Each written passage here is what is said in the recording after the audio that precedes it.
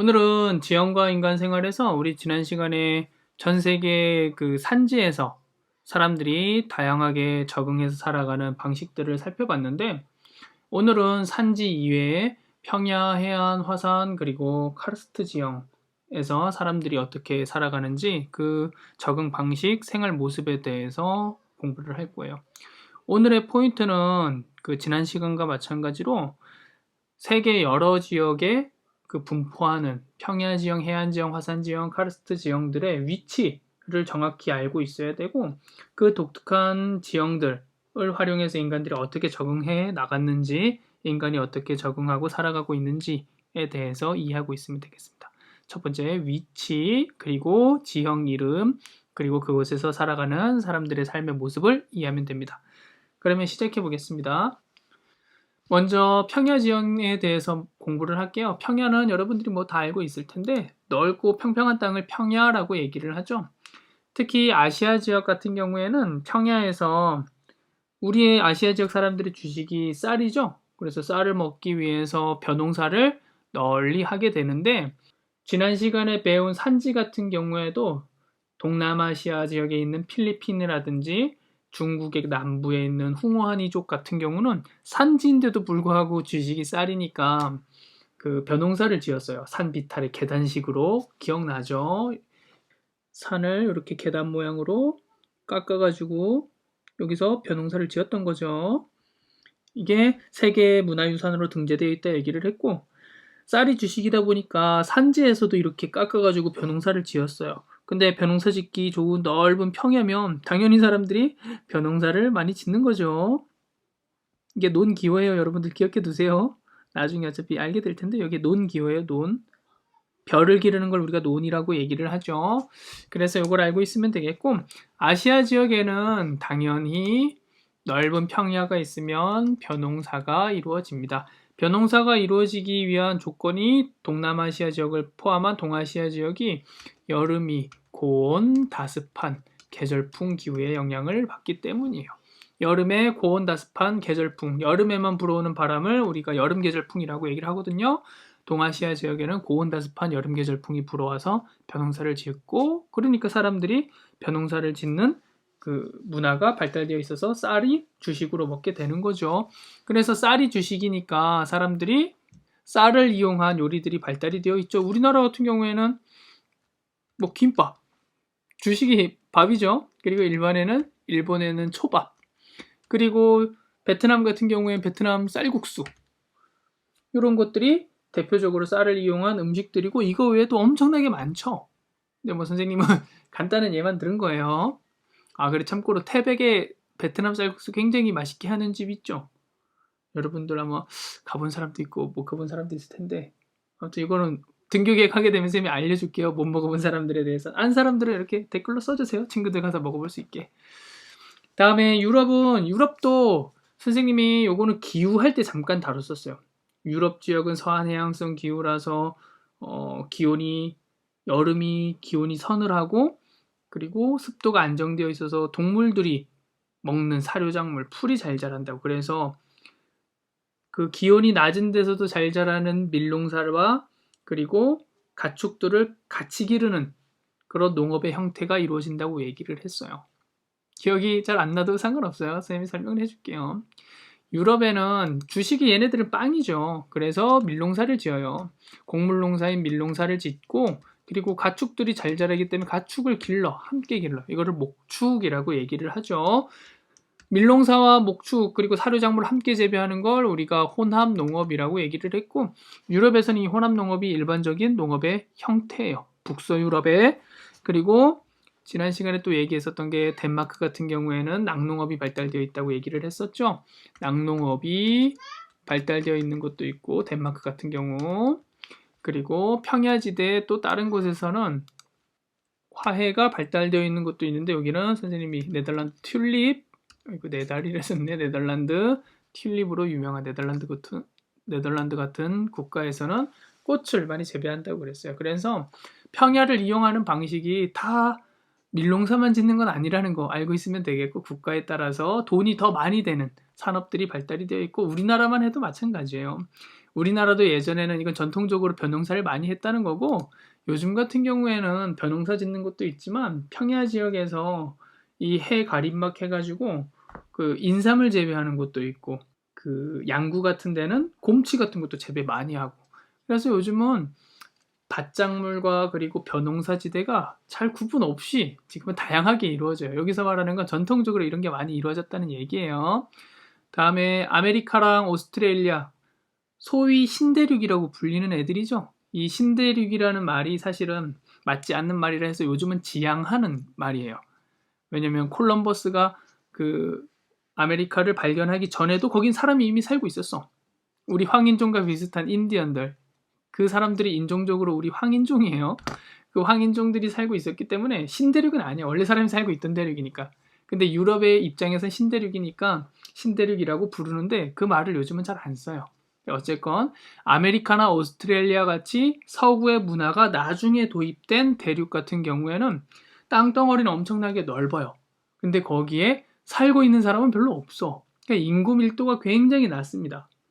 땅덩어리가 넓으니까 사람들이 농사를 지을 때 우리나라처럼 이렇게 조그만 그 울타리에 가둬두고 기르는 게 아니에요. 여기는 완전 넓은 그 드넓은 땅에 대륙에다가 소들을 풀어놓고 키우는 거예요. 미국 같은 데만 하더라도 소를 키울 때 울타리에 가둬두고 키우는 게 아니라 이 미국 중부 내륙 지역에 새끼일 때부터 키워요. 그리고 얘네들이 좀 몸집이 커지면 여기로 동쪽으로 좀 더 이동해. 풀이 더 많은 곳으로. 그래서 여기서 또 먹여요.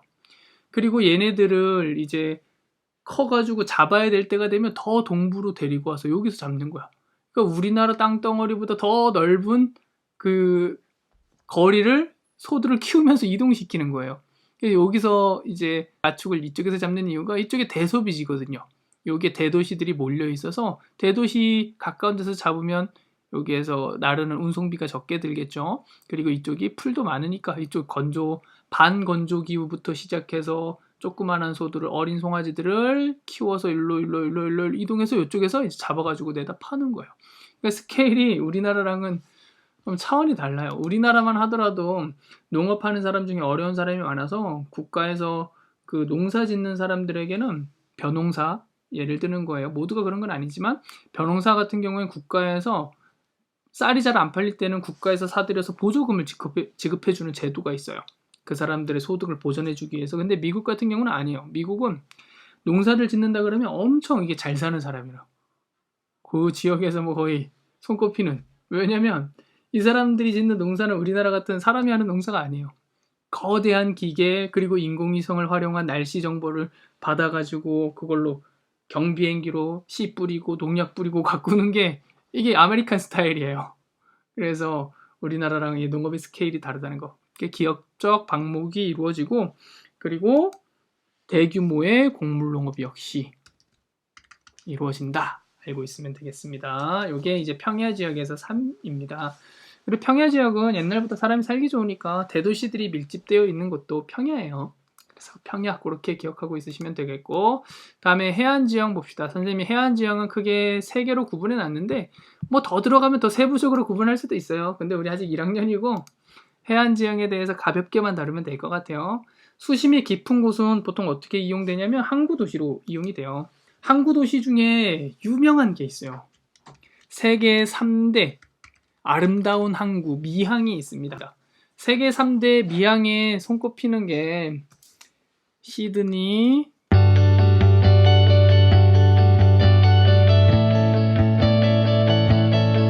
그리고 리우데자네이루,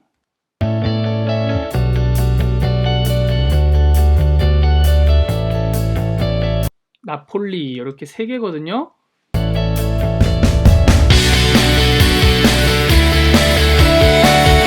여기서 퀴즈, 돌발 퀴즈 나갑니다.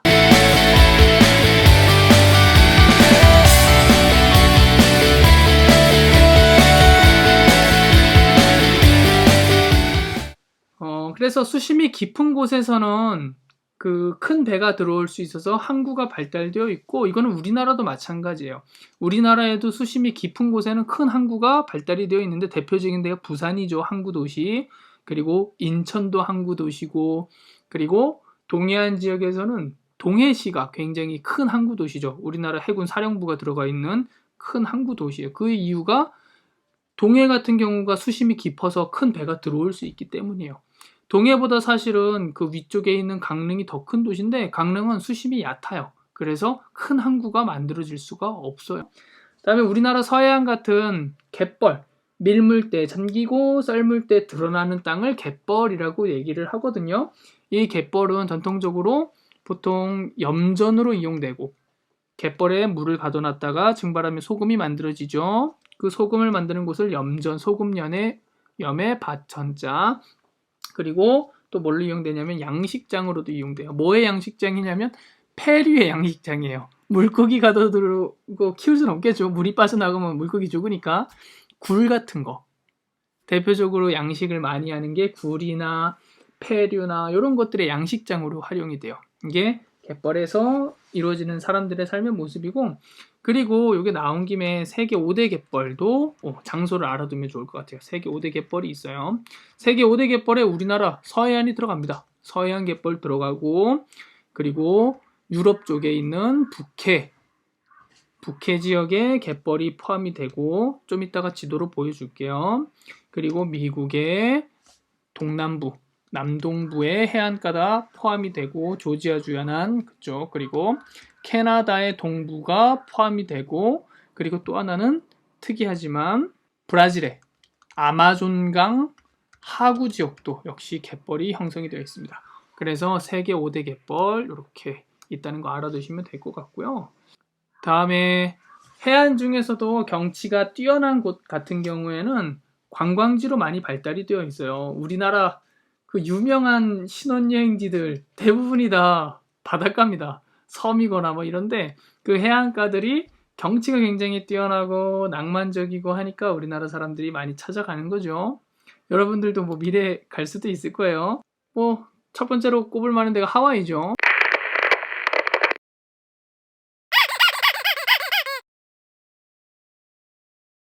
하와이 뭐 화산섬이긴 한데, 화산섬이라는 게 중요한 게 아니라 그 지역의 아름다운 해안 경관이 아주 신혼여행객들이 가기에 좋은 거죠. 그리고 또 많이 가는 데가 발리,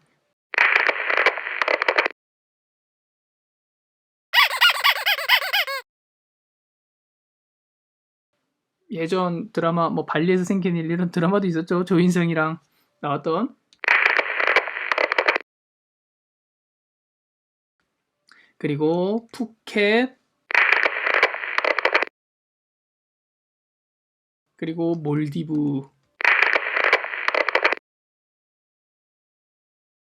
이런 곳들이 아주 유명한 뛰어난 경관으로 인해서 관광지로 활용되는 섬들이라 볼 수가 있고, 다음에 이제 카르스트 지형에 대해서 설명할 텐데, 카르스트 지형은 조금 어려울 수도 있어요.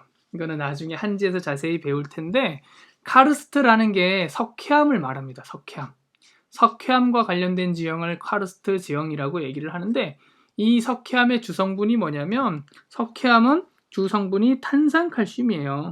탄산칼슘이 주성분인데, 이 탄산칼슘의 특징은 물에 녹아요. 그게 특징이야. 탄산칼슘이 석회암인데, 탄산칼슘이 물과 만나게 되면 얘네들이 녹아 용해돼요. 그래서 독특한 지형을 만들어내게 되는데, 그것들을 다 합쳐서 카르스트 지형이라고 얘기를 합니다. 카르스트 지형은 석회암 지형이라고 얘기를 했으니까 당연히 석회석이 있겠죠. 석회석이 있으니까 석회석을 이용해서 시멘트 산업이 발달하기도 합니다. 대표적인 데가 뭐 외국 사례 볼 거 없이 우리나라 태백, 삼척 이런 데가 대표적으로 시멘트 산업이 발달되어 있는 곳이에요. 우리 태백에도 시멘트 공장이 있어요. 그 소란마을 그 뒤쪽으로 선생님이 지도 첨부해서 넣어 놓도록 할게요. 이런 데 시멘트 산업이 발달되어 있고, 그리고 이 카르스트 지형, 석회암이 녹으면서 만들어진 독특한 지형들, 아름다운 지형들이 많이 있는데, 오늘은 선생님이 세 가지만 딱 설명할 거예요. 첫 번째는 탑 카르스트라는 겁니다. 탑 카르스트. 석회암이 녹으면서 탑처럼 남아있는 거예요.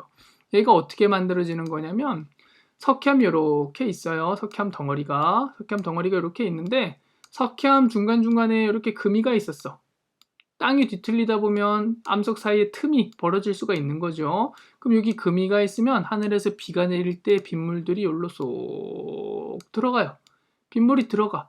그러면 이 빗물과 닿은 지역은 이 석회암들은 빨리 녹아요. 그래서 시간이 흐르다 보면 석회암이 암석에 금이 안 간 부분은 높게 이렇게 기둥으로 남아.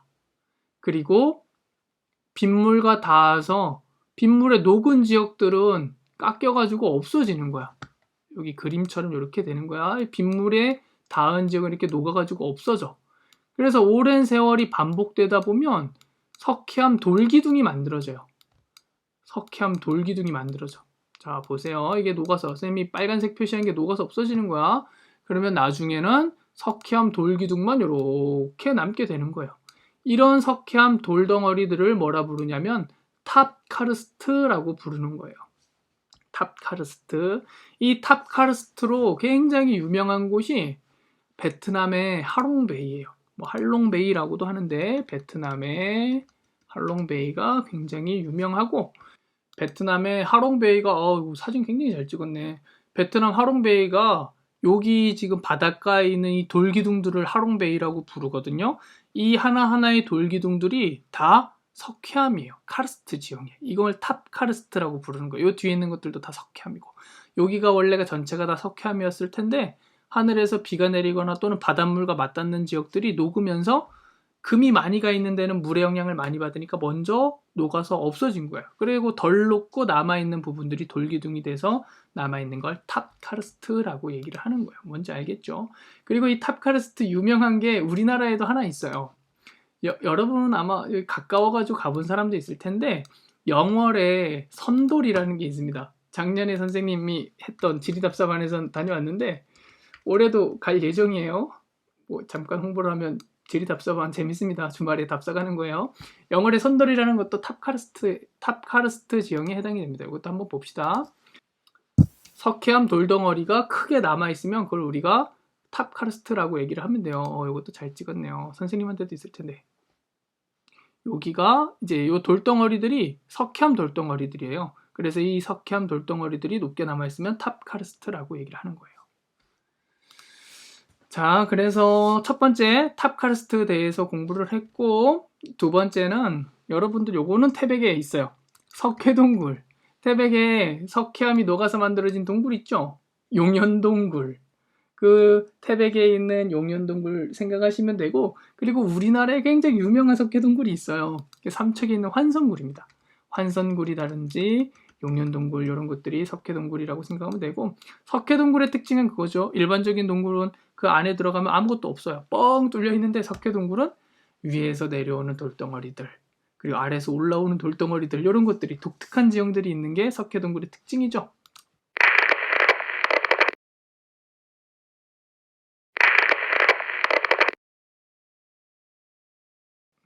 카르스트 지형 세 가지 중에 이제 마지막 하나는 석회화 당구인데, 이 석회화 당구가 경치가 굉장히 멋있습니다. 이게 터키 지역에 있는 건데 터키의 파묵칼레라는 곳이에요. 요 파묵칼레 선생님이 꼭 가보고 싶은 버킷리스트 중에 하나입니다. 한번 같이 보죠. 터키의 파묵칼레에 있는 것들을 우리가 석회화 단구 또는 석회암 단구라고 얘기를 하거든요. 단구라는 게 계단 모양의 언덕을 단구라고 그래요. 여기 보면 이렇게 계단 모양으로 만들어져 있죠. 이 기반암들이 다 석회암이고 여기 있는 물은 당연히 석회수가 되겠죠. 석회수가 몸에 좋지는 않아요. 근데 보세요. 경관이 너무너무 아름다워. 그래서 사람들이 터키 지역 가면 터키의 파묵칼레를 대표적인 관광지로 알고 있고 꼭 방문하는 장소 중에 하나라고 해요. 선생님도 꼭 가보고 싶습니다. 태백 지역의 물도 우리가 먹는 상수도 물이 석회수거든요, 사실은. 그래서 몸에 좋지는 않아요. 근데 경관이 아름다우니까 아주 유명한 장소라고 볼 수가 있겠죠. 마지막으로 화산 지형인데, 화산 지형은 분포하고 있는 곳을 잘 알아야 돼요. 그게 포인트예요. 화산 지형은 세계 여러 곳에 있지만 그 나타나는 지역들이 공통점이 있어요. 첫 번째는 대서양 중앙해령에 있는 그 화산 지형, 여기에 해당되는 국가가 아이슬란드입니다. 아이슬란드가 어디 있는지 알아야 되겠죠. 아이슬란드는 유럽에서 영국에서 조금만 더 올라가면 있는 곳이에요. 여기에서 영국 여기 있고 여기가 아일랜드고 여기는 아일랜드예요. 그 아일랜드보다 더 위쪽에 있는 요 섬이 아이슬란드입니다. 아이슬란드 여기 있는 거예요. 영국보다 더 고위도 지역에 아이슬란드가 있는데 위치도 꼭 여러분 알고 계셔야 돼요. 지리는 항상 이 아이슬란드가 대서양 중앙해령에 있기 때문에 중앙해령이라는 게 바다 가운데 있는 마그마가 뿜어져 나오는 판의 경계예요. 판이 갈라져 나가는 곳을 우리가 중앙해령이라고 부르거든요. 대서양 중앙에 있어서 대서양 중앙해령이라고 부르고 해령에 위치해 있기 때문에 그림으로 그려보면 아이슬란드가 이렇게 있어요. 그리고 아이슬란드 요 주변은 다 바다겠죠. 근데 아이슬란드가 이렇게 물에 떠 있는 게 아니죠. 이 밑에 해저 지각과 땅과 바다 밑에 있는 지각과 연결이 되어 있는데 아이슬란드가 있는 이 가운데가 뭐냐면 대서양 중앙 해령이에요. 이 해령은 밑에서 마그마가 뿜어져 나오는 거고 당연히 아이슬란드는 화산섬이에요. 마그마가 뿜어져 나와서 이 마그마가 굳어져 가지고 만들어진 섬인데 여기서 계속 마그마가 뿜어져 나와. 그러면 마그마가 뿜어져 나오면서 지각판이 양쪽 옆으로 이동해. 천천히 벌어져. 그러면 이 섬의 크기가 어떻게 되겠어요? 그래서 아이슬란드가 섬의 크기가 매년 처음에는 요만했다가 그 다음에는 요만했다가 조금씩 커지고 있어요.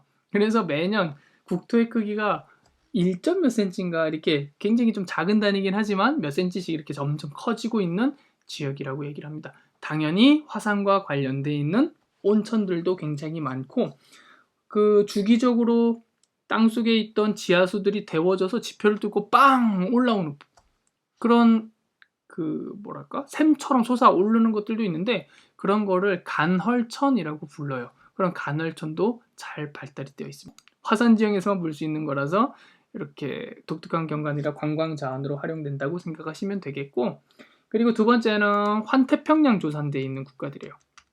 환태평양 조산대. 조산대가 산이 만들어지는 거. 조립하다 조자예요. 산을 만드는 데인데 띠처럼 되어 있어서 환태평양 조산대도 화산이 많이 일어나는 지역을 띠로 이렇게 쭉 묶어 놓은 거예요. 환태평양 조산대에 속하는 게 일본에서부터 여기에 캄차카반도를 지나서 쿠릴 열도를 지나서 미국의 로키 산맥, 중앙아메리카 안데스 산맥을 지나서 이쪽으로 돌아서 뉴질랜드 그리고 동남아시아에 있는 섬들 필리핀까지 여기가 환태평양 조산대인데 환태평양 조산대에 있는 지역들은 화산이 굉장히 많이 발생해요. 그게 일본만 생각해도 되겠죠. 그래서 환태평양 조산대에 속하는 국가들 중에서 일본, 뉴질랜드, 그리고 필리핀 이런 곳이 화산 지형이 많이 분포하는 곳이다 알고 있으면 되겠고 마지막은 알프스 산맥에서부터 히말라야 산맥을 잇는 알프스 히말라야 조산대라는 것도 있어요. 알프스 산맥과 히말라야 산맥을 잇는 그 조산대인데 알프스 히말라야 조산대에 속하는 가장 대표적인 도시가 이탈리아예요. 이탈리아. 여러분들 뭐 폼페이, 유적 이런 거 많이 들어봤을 텐데 뭐 못 들어본 사람도 있을 텐데 검색해 줄게요. 폼페이 최후의 날 이런 게 다 화석과 관련된 거죠. 화산 폭발하면서 그 화산재에 덮이면서 사람들이 그대로 화석이 된 그런 모습이죠. 과거에 엄청나게 큰 화산 폭발이 있어서 저런 참사가 있었다고 얘기를 해요.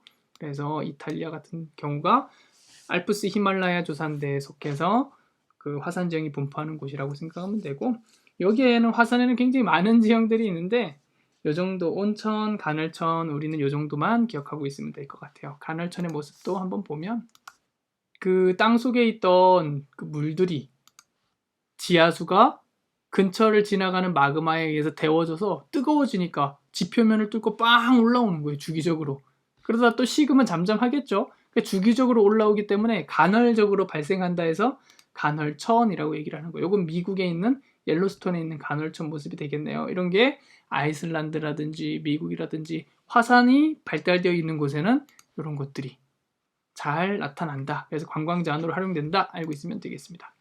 그래서 오늘 수업은 여기까지가 되겠습니다.